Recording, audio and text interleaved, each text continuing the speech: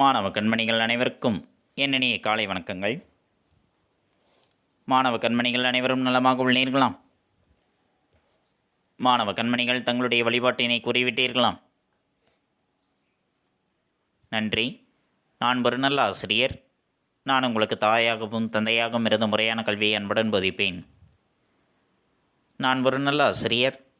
நான் உங்களுக்கு தாயாகவும் தந்தையாகவும் இருந்த முறையான கல்வியை அன்புடன் போதிப்பேன். நான் ஒரு நல்ல ஆசிரியர். நான் உங்களுக்கு தாயாகவும் தந்தையாகவும் இருந்து முறையான கல்வியை அன்புடன் போதிப்பேன். அனைவருக்கும் என் இனிய காலை வணக்கங்கள்.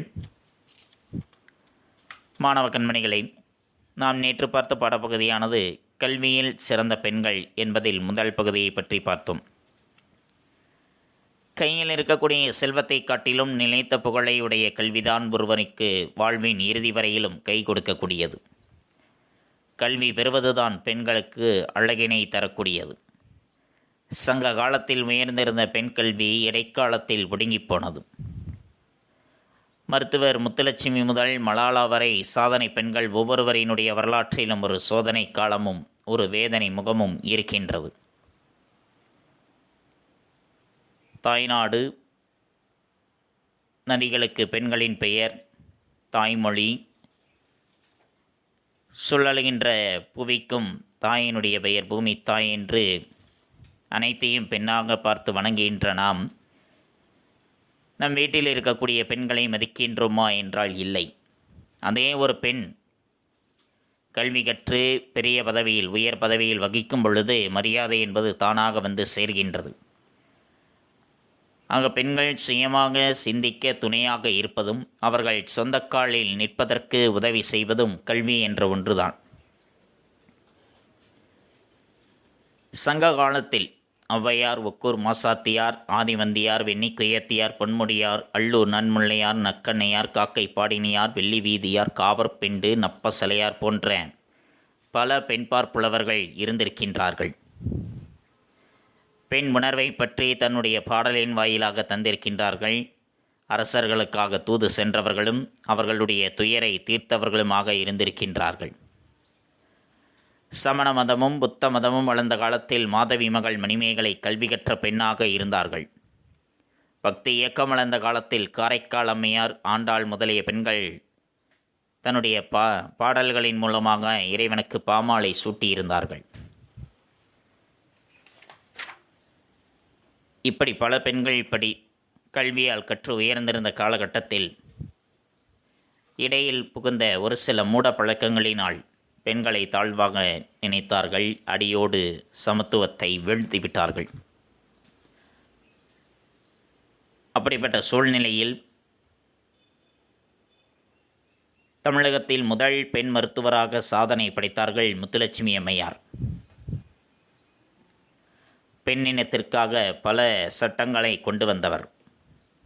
தேவதாசி முறை ஒழிப்புச் சட்டம், இருதார தடை சட்டம், பெண்களுக்கு சொத்துரிமை வழங்கும் சட்டம், குழந்தை திருமண தடை சட்டம் ஆகியவற்றை நிறைவேறுவதற்கு காரணமாக இருந்தவர். அடையாற்றில் புற்றுநோய் மருத்துவமனை, ஔவை இல்லம் போன்றவற்றை நிறுவியவர். இவற்றை பற்றித்தான் நாம் நேற்றைய பாடப்பகுதியில் கண்டறிந்தோம். இன்று நாம் காண்பது அதனுடைய தொடர்ச்சியாக மூவலூர் ராமாமிர்தம் அம்மையாரை பற்றியும், பண்டித ரமாபாய், ஐடா சோபியா ஸ்கட்டர், சாவித்ரிபாய் பூலே, மலாலா போன்ற சாதனை படைத்த பெண்மணிகளை பற்றி இன்றைய பாடப்பகுதியில் காண இருக்கின்றோம். பாடப்பகுதிக்குள் செல்லலாமா மாணவர்களே? தங்களுடைய பாடப்புத்தகத்தில் பக்கம் 126 எடுத்துக்கொள்ளுங்கள். எடுத்துக்கொண்டீர்களா? நன்றி. முத்துலட்சுமி அம்மையார் வேறு என்னென்னெல்லாம் சாதனை செய்தார்கள் என்று குழுவினர்கள் கேட்கின்றார்கள். அதற்கு குழு தலைவர் சொல்கின்றார், பொது சேவைக்கு வந்தார்கள், புதுமையை படைச்சாங்க, சட்டசபை உறுப்பினராய் சரித்திரமாய் நின்னாங்க, மகளிருக்கு எதிரான கொடுமைகளை மாண்புடனே எதிர்த்தாங்க, மனித குலத்தின் மாணிக்கமாய் மக்கள் மனங்களில் நிறைந்தாங்க. பொதுச்சேவைக்கு பொதுமக்களுக்கு சேவை செய்வதற்காக வந்தார்கள். பல புதுமைகளை படைத்தார்கள். சட்டசபை உறுப்பினராக தேர்ந்தெடுக்கப்பட்டார்கள். பெண்களுக்கு எதிராக இருக்கக்கூடிய கொடுமைகள் அனைத்தையும் மாண்புடனே மேன்மையுடனே எதிர்த்து அவற்றுக்கு எதிரான சட்டங்களை கொண்டு வந்தவர். மனித இனத்தினுடைய மாணிக்கமாக மக்கள் மனங்களில் நிறைந்து இருந்தார்கள். அதற்கு குழுவினர் சொல்கின்றார்கள், என்ன இருந்தாலும் பிடித்தவர்கள் தான் என்று. அவர்களைப் போலவே மூவலூர் ராமாமிர்தம் அம்மையாரும் நல்லா படித்தார்கள். சமூக சேவகையாக இருந்து பெண்களினுடைய முன்னேற்றத்திற்காக பாடுபட்டார்கள். யார்? மூவலூர் ராமாமிர்தம் அம்மையார். முத்துலட்சுமி அம்மையாரை போன்றே இவரும் படித்தார். சமூக சேவகையாக இருந்து பெண்களினுடைய முன்னேற்றத்திற்காக பாடுபட்டவர்.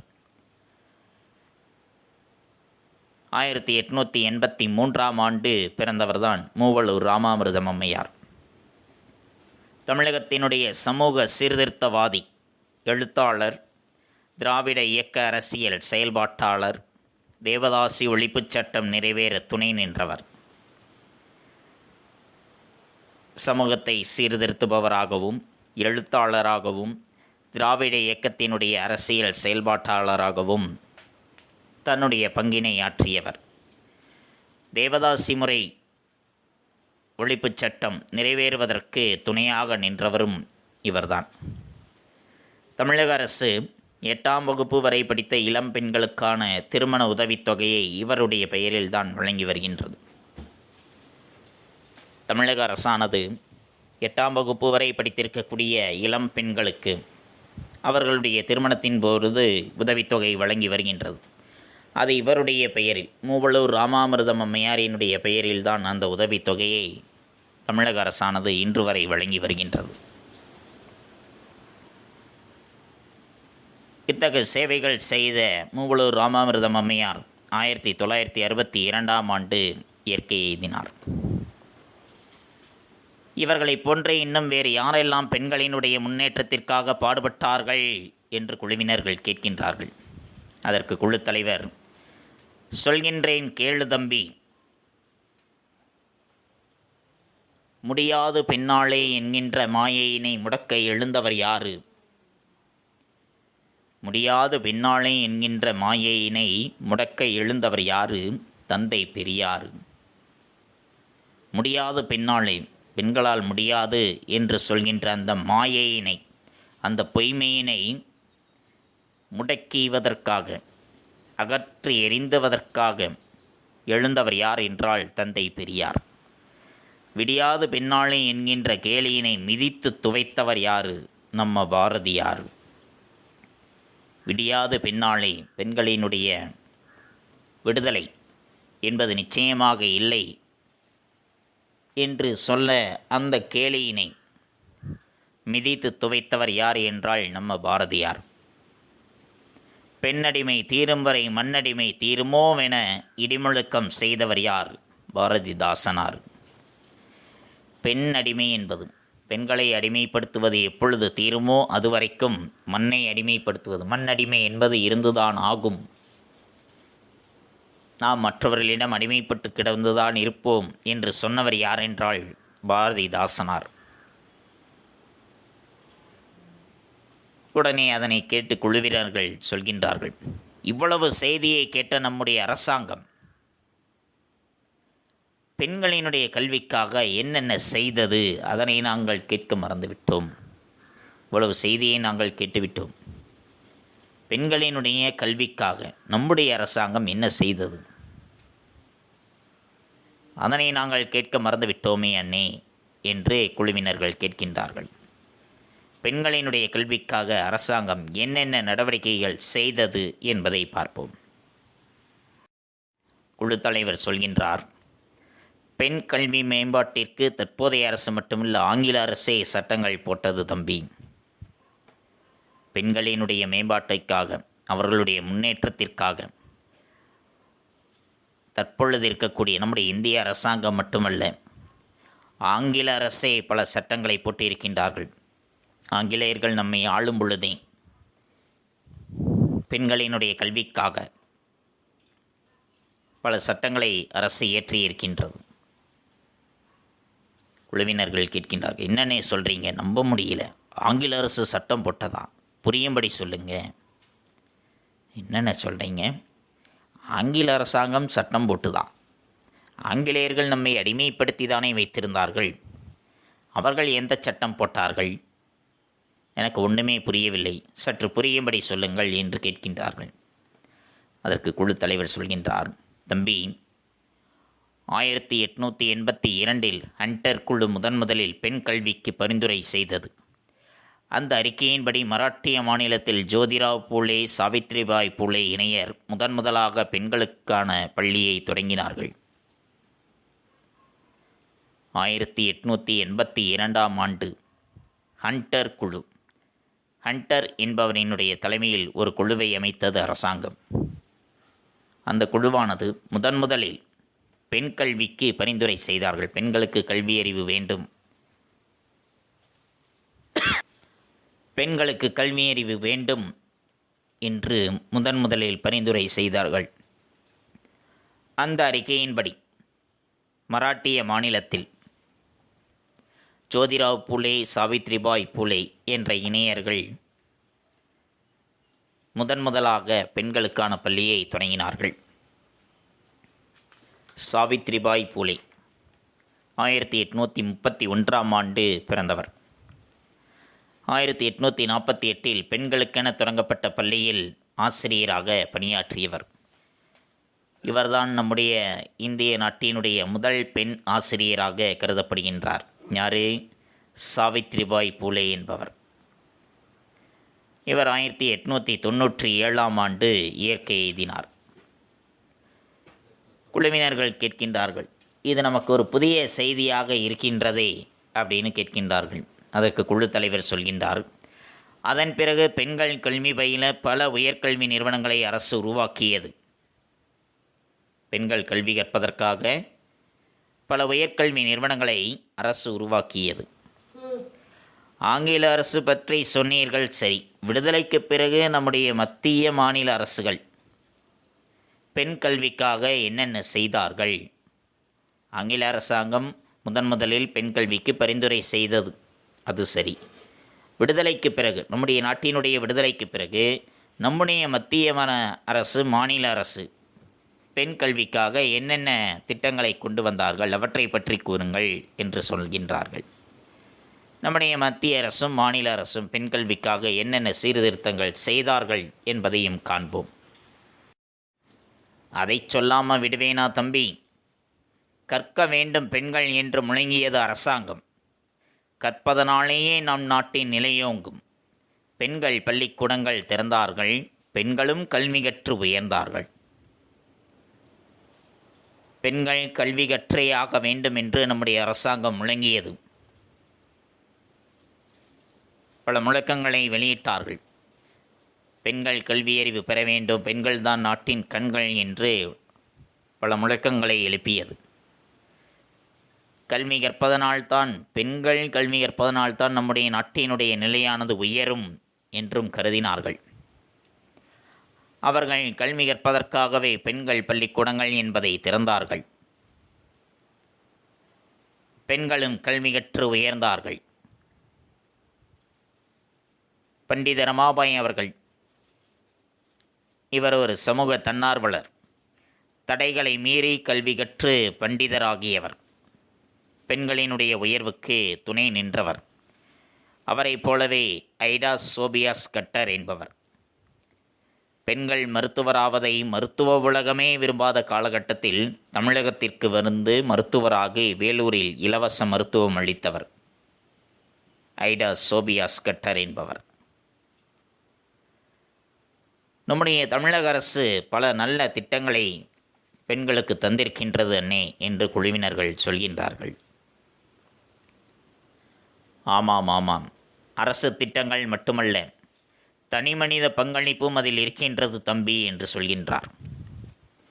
இந்தியாவில் குழந்தையை பாதுகாப்போம் என்ற அமைப்பை நிறுவி இதுவரைக்கும் 80,000 குழந்தைகள் கல்வி பெறுவதற்கு உதவியாக ஒருவர் இருந்தார். மத்திய அரசு, மாநில அரசு மட்டுமல்ல, தனி மனிதர்களினுடைய பங்களிப்பும் அதில் இணைந்திருக்கின்றது. இந்தியாவில் குழந்தையை பாதுகாப்போம் என்ற ஒரு அமைப்பை நிறுவி இதுவரைக்கும் 80,000 குழந்தைகள் கல்வி பெறுவதற்கு உதவியாக இருந்தார் ஒரு மனிதர். அப்படிப்பட்ட பெருமைக்குரியவர் யாரு என்று குழுவினர்கள் கேட்கின்றார்கள். 2016ஆம் ஆண்டு நோபல் பரிசு வாங்கிய பெருமைக்குரியவர் அவர்தான் கைலாஷ் சத்யார்த்தி என்பவர். 80,000 குழந்தைகள் கல்வி பெறுவதற்கு உதவியாக இருந்தவர். அதனால் நம்முடைய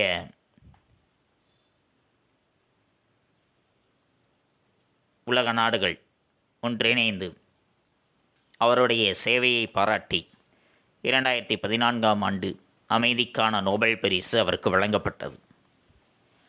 அவரோடு இணைந்து அமைதிக்கான நோபல் பரிசினை பெற்ற மற்றொரு வீரச் சிறுமி மலாலா என்பவர். பெண் கல்வியினுடைய அவசியத்தை வலியுறுத்தி அதற்காக போராடிய வீரச் சிறுமி. 1997ஆம் ஆண்டு பிறந்தவர். பாகிஸ்தானில் பிறந்தவர். பெண்களுக்கு கல்வி வேண்டுமென்று போராட்டக் களத்தில் அவர் இறங்கிய பொழுது அவருக்கு வயது 12 தான். 12 வயதிலேயே போராட்டத்தில் இறங்கினார், பெண்களுக்கு கல்வி வேண்டும் என்று. அந்நாட்டில் தீவிரவாதம் என்பது தலைதூக்கி இருந்தது. பெண்கள் கல்வியறிவு பெறக்கூடாது என்று முடக்கப்பட்ட ஒரு இடத்தில் இவர் இருந்தார். கல்வியறிவு வேண்டும் என்று தெருவில் இறங்கி போராடினார். அதனால் அவரை துப்பாக்கியால் சுட்டார்கள். உயிருக்கு போராடிய நிலையில் பல உலக நாடுகளினுடைய சிறந்த மருத்துவர்கள் ஒன்றிணைந்து அவருக்கு சிகிச்சை செய்து அவருடைய உயிரை காப்பாற்றியிருக்கின்றார்கள். பெண் கல்விக்காக போராடிய அந்த வீரச் சிறுமியை போற்றும் விதமாக அவருக்கும் 2014ஆம் ஆண்டு நோபல் பரிசு என்பது வழங்கப்பட்டது. ஆமாம், நானும் கூட கேள்விப்பட்டிருக்கின்றேன் என்று குழுவினர்கள் சொல்கின்றார்கள். இவ்வளவு நேரம் என்னுடைய வில்லுப்பாட்டால் என்ன தெரிந்து கொண்டீர்கள்? அதனை சுருக்கமாக சொல்லுங்கள் என்று அவர்கள் கேட்கின்றார்கள். என்ன தெரிந்து கொண்டார்கள் என்பதை காண்போமா? பெண்கள் படிக்கணும், நாட்டின் கண்கள் திறக்கணும், இன்னும் படிக்கணும், உயர்வு என்றும் விளையணும், ஆணும் பெண்ணும் சரிநிகர் என்னும் அறிவு வளரணும், அன்பினாலே அகிலம் பூக்கும் உண்மை புரியணும். பெண்கள் படிக்கணும், நாட்டின் கண்கள் திறக்கணும், இன்னும் படிக்கணும், உயர்வு என்றும் விளையணும், ஆணும் பெண்ணும் சரிநிகர் என்னும் அறிவு வளரணும், அன்பினாலே அகிலம் பூக்கும் உண்மை புரியணும். பெண்கள் படிக்க வேண்டும். பெண்களினுடைய கல்வியினால் தான் நம்முடைய நாட்டினுடைய கண்களானது திறக்கப்படும். அவர்கள் இன்னும் படிக்க வேண்டும்.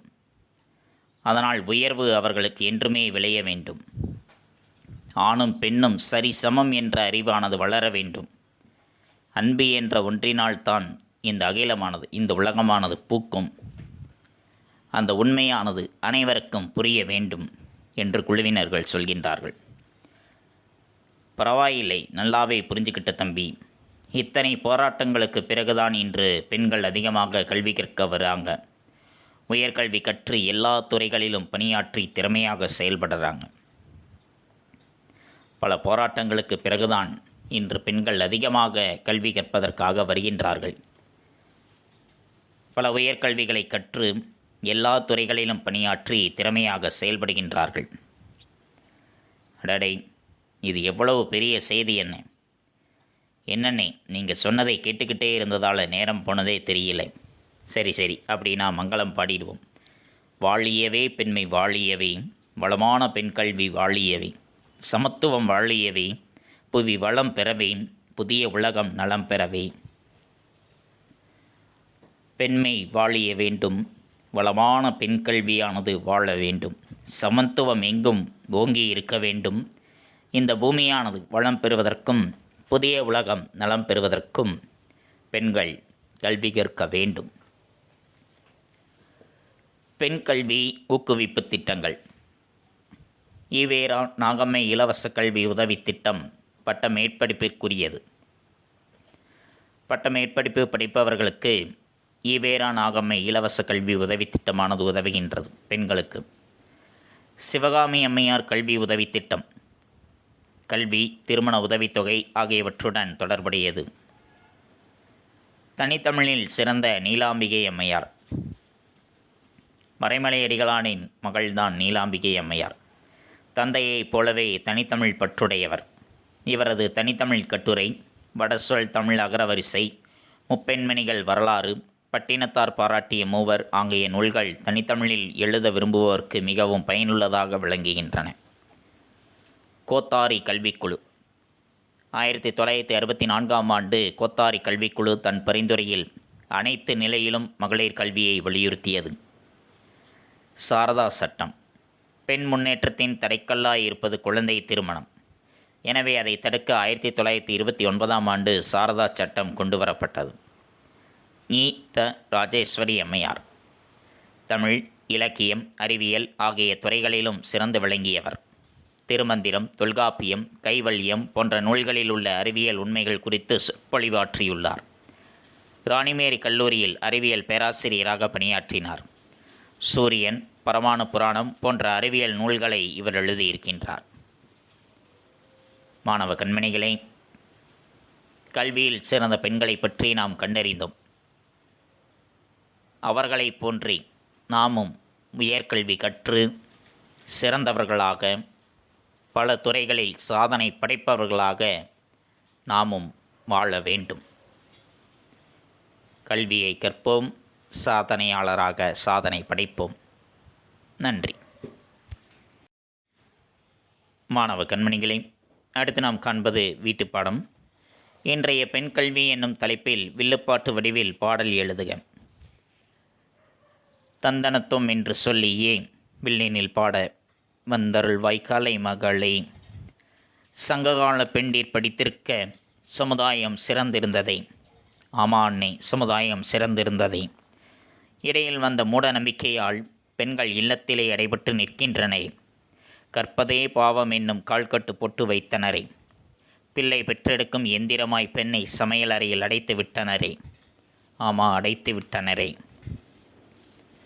முத்துலட்சுமி, ராமாமிர்தம் என்னும் பெண்கள் கல்வி கற்றதனால் பெண்ணடிமை மடமை என்றாரே பாரதிதாசனாரும் பெரியாரும் பெண்ணடிமை தீர பாட்டெழுதி மீண்டனரே. பெண்ணடிமை தீர்ந்தாலே மண்ணடிமை தீரும் என்றும் பொது சேவை செய்திடவும் பெண்கள் பொங்கி எழ வேண்டும் என்றார். ஆமா, பொங்கி எழ பெண்கள் வந்தனர். பொங்கி பெண்கள் வந்ததாலே சட்டங்கள் இயற்றியும் பட்டங்கள் பலவும் பெற்றனரே. தேவதாசி முறை ஒழிப்புச் சட்டம், பாலிய பெண் குழந்தை திருமண ஒழிப்புச் சட்டமாய் சாரதா சட்டமும் வந்தது. பெண் கல்வியாலே என கூறி வாழியவே பெண்மை வாழியவே, சமுதாயம் சிறந்திட வாழியவே பெண்மை வாழியவே. இந்த வினாதான் வீட்டுப்பாடம். இதில் பெண்ணை சமையலறையில் அடைத்து வைத்து விட்டனரே என்பது வரைக்கும் எழுதி கொள்ளுங்கள். முழுமையும் படித்து கொள்ளுங்கள். எழுதுவது அந்த முதல் 2 பத்தி மட்டும், படிப்பது முழுமையும். தெளிவுரை எழுதுங்கள், தெளிவுற படியுங்கள். தங்களுடைய படித்தல் பயிற்சியும் தங்களுடைய கையெழுத்து பயிற்சியும் சற்று மேம்படுத்திக் கொள்ளுங்கள். நன்றி. மாணவ கண்மணிகளே, இதுகாரும் நாம் கண்டறிந்தது கல்வியில் சிறந்த பெண்கள் என்பதில் 2வது பகுதியை பற்றி பார்த்தோம். மூவலூர் ராமாமிர்தம் அம்மையார் தமிழகத்தின் சமூக சீர்திருத்தவாதி, எழுத்தாளர், திராவிட அரசியல் செயல்பாட்டாளர், தேவதாசி முறை ஒழிப்புச் சட்டம் நிறைவேற துணை நின்றவர். தமிழக அரசு 8ஆம் வகுப்பு வரை படித்த இளம் பெண்களுக்கான திருமண உதவித்தொகையை இவரின் பெயரால் வழங்கி வருகிறது. இவர் நன்றாக படித்து சமூக சேவகியாக இருந்து பெண்களின் முன்னேற்றத்திற்காக பாடுபட்டார்கள். பெண் கல்வியினுடைய மேம்பாட்டிற்கு ஆங்கில அரசும் சட்டங்கள் இயற்றியிருக்கின்றது. 1882இல் ஹண்டர் குழு முதலில் பெண் கல்விக்கு பரிந்துரை செய்தது. அந்த அறிக்கையின்படி மராட்டிய மாநிலத்தில் ஜோதிராவ் புலே, சாவித்ரிபாய் புலே என்ற இணையர்கள் முதன்முதலாக பெண்களுக்கான பள்ளியை தொடங்கினார்கள். 1848 பெண்களுக்கென்று தொடங்கப்பட்ட பள்ளியில் ஆசிரியராக பணியாற்றியவர் சாவித்ரிபாய் புலே. இவர்தான் நாட்டின் முதல் பெண் ஆசிரியர். பண்டித ரமாபாய் சமூக தன்னார்வலர், தடைகளை மீறி கல்வியை கற்று பண்டிதராகியவர், பெண்களின் உயர்வுக்கு துணை நின்றவர். ஐடா சோபியாஸ் கட்டர் பெண்கள் மருத்துவராவதை மருத்துவ உலகமே விரும்பாத காலத்தில் தமிழகத்திற்கு வந்து மருத்துவராகி வேலூரில் இலவச மருத்துவம் அளித்தவர். அரசாங்கம் மட்டுமல்ல, பெண்களினுடைய கல்விக்கு தனிமனித பங்களிப்பும் இருக்கின்றது. குழந்தையை பாதுகாப்போம் என்ற அமைப்பை இந்தியாவில் நிறுவி இதுவரைக்கும் 80,000 குழந்தைகள் கல்வி பெறுவதற்கு உதவியாக இருந்தார். 2014 ஆண்டு நோபல் பரிசு வாங்கிய பெருமைக்குரியவர் கைலாஷ் சத்யார்த்தி அவர்கள். அதேபோன்று பெண் கல்வியினுடைய அவசியத்தை வலியுறுத்தி அதற்காக போராடி காயப்பட்டு மரணம் வரை சென்று மீண்டு திரும்பியவர் மலாலா என்ற வீரச் சிறுமி. அவருக்கும் அமைதிக்கான நோபல் பரிசு வழங்கப்பட்டது. இப்படி பல பெண்கள் பல போராட்டங்களை நிகழ்த்தி தங்களுடைய கல்வி உரிமையை பெற்றிருக்கின்றார்கள். பெண் கல்வி ஊக்குவிப்பு திட்டங்கள் ஈவேரா நாகம்மை இலவச கல்வி உதவி திட்டம், சிவகாமி அம்மையார் கல்வி உதவி திட்டம் போன்றவை கல்வி உதவிக்காகவும் திருமண உதவிக்காகவும் தொடர்புடையவை. தனித்தமிழில் சிறந்த நீலாம்பிகை அம்மையார். கோத்தாரி கல்விக்குழு 1964 அனைத்து நிலையிலும் மகளிர் கல்வியை வலியுறுத்தியது. பெண் முன்னேற்றத்தின் தடைகளாக இருப்பது குழந்தை திருமணம். அதனை தடுப்பதற்காக 1929 ஆண்டு சாரதா சட்டம் கொண்டுவரப்பட்டது. ஈத்த ராஜேஸ்வரி அம்மையார் தமிழ், இலக்கியம், அறிவியல் போன்ற பல துறைகளில் சிறந்து விளங்கியவர். பல நூல்களை இயற்றியிருக்கின்றார். இவற்றை பற்றித்தான் இன்றைய பாடப்பகுதியில் நாம் கண்டறிந்தோம். மாணவ கண்மணிகளுக்கு நன்கு புரிந்திருக்கும் என எண்ணுகின்றேன். அடுத்து நாம் காண்பது பாடப்புத்தகம் படித்தல். பாடப்புத்தகம் படித்தல் பக்கம் எண் 126 மற்றும் 127. பக்கம் எண் 126 ஆணும் பெண்ணும் இயற்கை படைப்பிலை என்பதில் ஆரம்பித்து பக்கம் எண் 127 ஐடா சோபியாஸ் கட்டர் என்பது வரைக்கும் மாணவ கண்மணிகள் பாடப்புத்தகம் படித்தலாக எடுத்துக்கொண்டு எழுந்து நின்று உறக்க படியுங்கள். தங்களுடைய படித்தல் பயிற்சியினை சற்று மேம்படுத்திக் கொள்ளுங்கள். அடுத்து நாம் காண்பது வீட்டுப்பாடம். வீட்டுப்பாடம் பக்கம் எண் 145. பக்கம் எண் 145 சிறுவினா, 4வது சிறுவினா. இன்றைய பெண் கல்வி என்னும் தலைப்பில் வில்லுப்பாட்டு வடிவில் பாடல் எழுதுக என்ற வினா. அந்த வினாவிற்குரிய விடையினை பற்றி நாம் முந்தைய பகுதியில் கண்டறிந்தோம். மாணவ கண்மணிகள் அவற்றை தெளிவுற தங்களுடைய வீட்டுப்பாட ஏட்டில் எழுதி கொள்ளுங்கள். தெளிவுற படியுங்கள். தங்களுடைய படித்தல் பயிற்சியையும் தங்களுடைய கையெழுத்து பயிற்சியும் சற்று மேம்படுத்திக் கொள்ளுங்கள். மீண்டும் அடுத்த பாட வேளையில் சந்திப்போம். நன்றி, வணக்கம்.